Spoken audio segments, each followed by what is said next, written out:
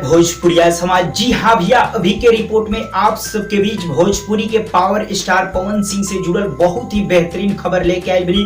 कहे कि भैया आज विश्वकर्मा पूजा के शुभ अवसर पे पावर स्टार पवन सिंह एक बाइक गिफ्ट किए हैं। जी हाँ भैया, वो भी आप सबको बता दी मशहूर राइटर यानी super hit writer Arun Bihari ji के। जी हाँ भैया, अरुण बिहारी जी के पावर स्टार पवन सिंह एक बाइक गिफ्ट किए हैं जो उनकी हीरो कंपनी के पैशन प्रो। जी हाँ भैया, बाइक गिफ्ट के लिए बतौर आप सब डिस्प्ले पे तस्वीर देख सकतानी।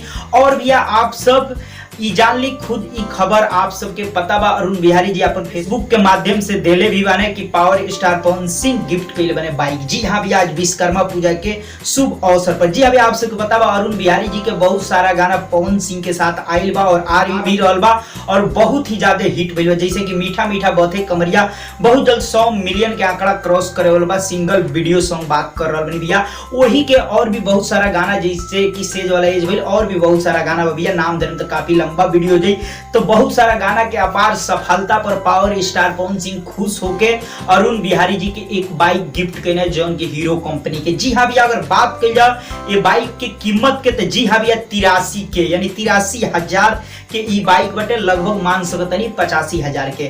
तो जी हाँ भैया, 83,000 के बाइक गिफ्ट के लिए बने आज पावर स्टार पवन सिंह अपन राइटर के। जी हाँ भैया, तो आप सबके पता बा पावर स्टार पवन सिंह ऐसा हमेशा दरिया दिली दिखावत रहने आए दिन जब भी जरूरत पड़ला। तो जी हाँ भैया, आज विश्वकर्मा पूजा के शुभ अवसर पर एक बार फिर से पावर स्टार पवन सिंह दरिया दिली दिखैले बने गिफ्ट करके। जी हाँ भैया, आप सब बताइए भैया power star Pawan Singh bike gift के लिए बने आप सब कितना खुश बनी और का कहल चाहते हैं पावर स्टार पवन सिंह के बारे में जरूर कमेंट करके बताई।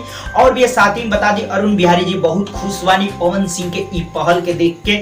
जी हाँ भैया, तो जरूर भैया कमेंट करके बताई पवन सिंह बाइक गिफ्ट के लिए बने, तो जरूर बताइए भैया। चलते चलते वीडियो के लाइक करिए और ज्यादा से ज्यादा वीडियो के दबा के शेयर करिए। फिर से आ रहा हूं नया खबर के साथ बहुत जल्द।